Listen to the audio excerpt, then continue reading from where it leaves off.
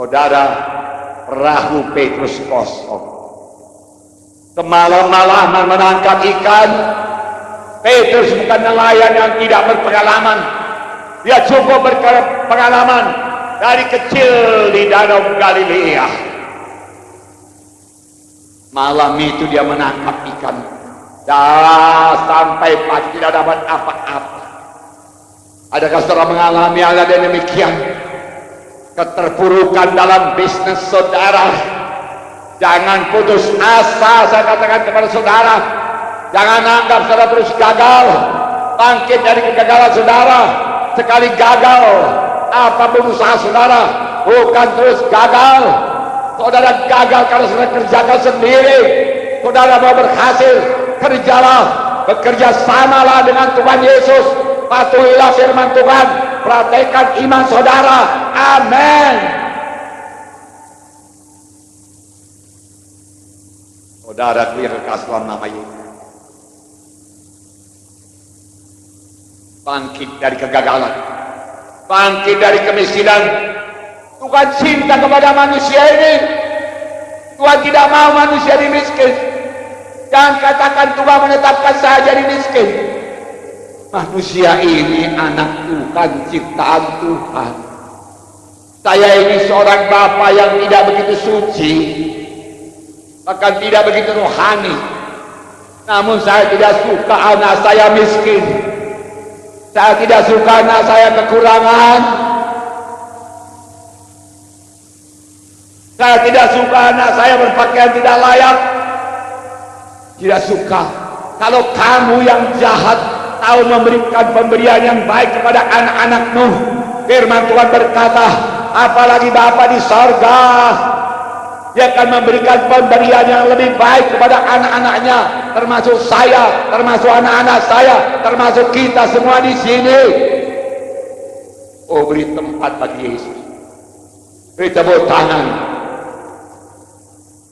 Kita mau mengerjakan perkara yang besar. Kenapa firman Tuhan? Petrus mendayung perahunya ke pantai. Hari masih subuh, kosong perahu.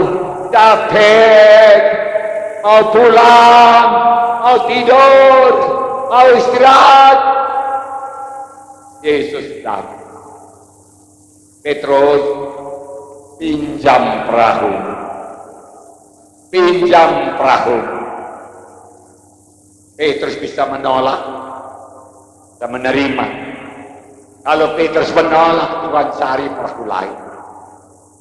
Tuhan ini tidak pernah memaksa. Saudaraku, Petrus berkata silahkan.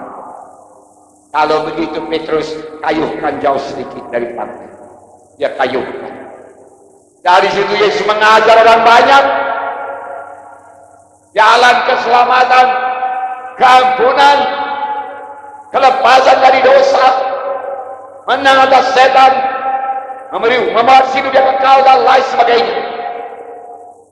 Kemudian Yesus memperhatikan Petrus, mukanya muram.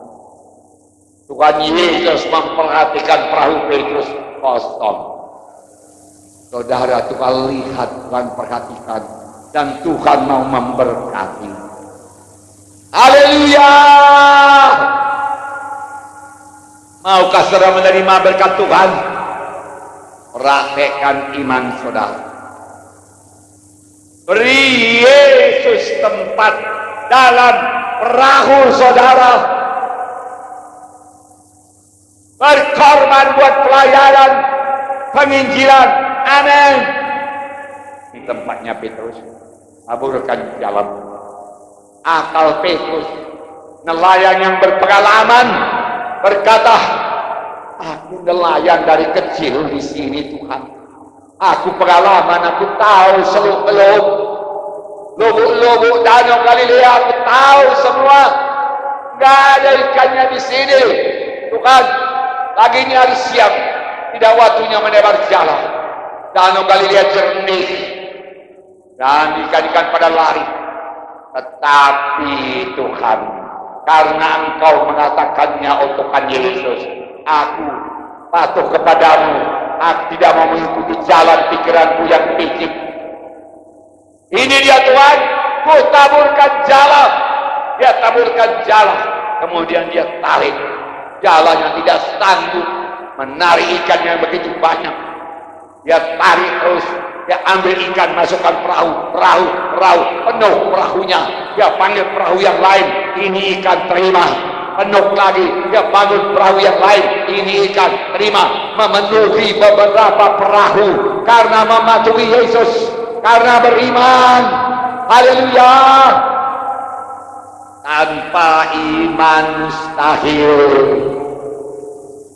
Hanya orang berdoa, berkati aku Tuhan, berkati aku dengan berkelimpahan. Bukankah Petrus engkau berkati?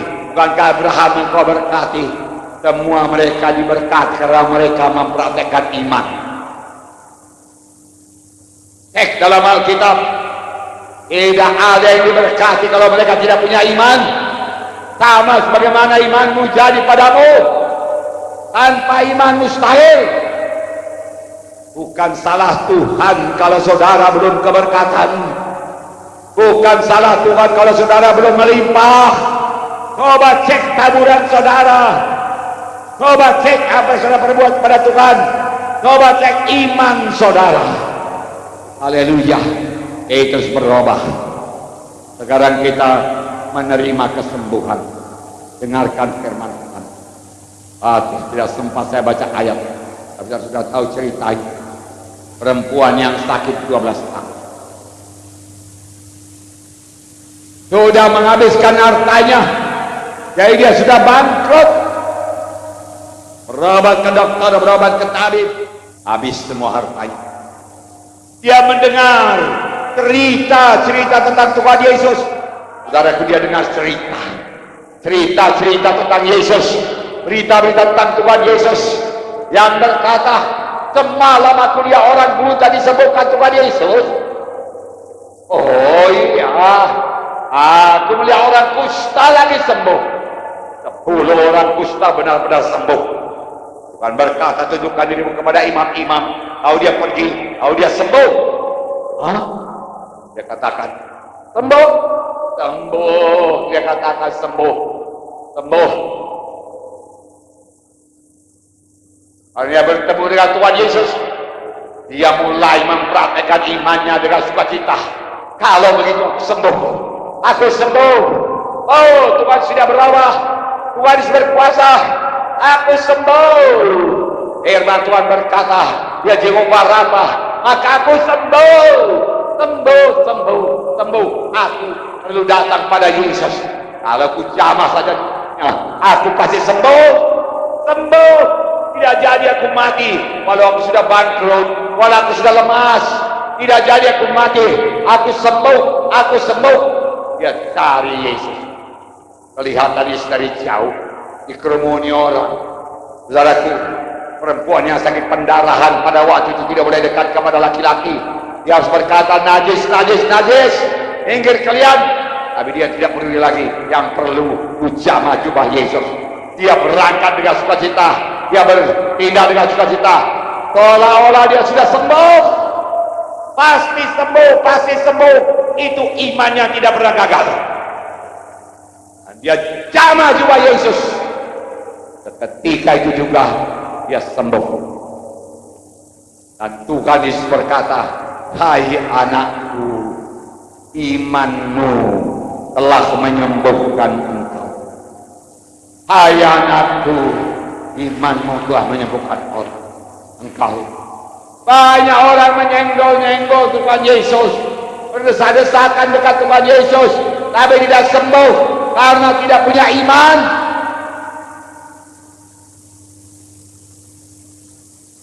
Banyak orang ke gereja tapi tidak menerima kuasa Tuhan. Yang perlu iman.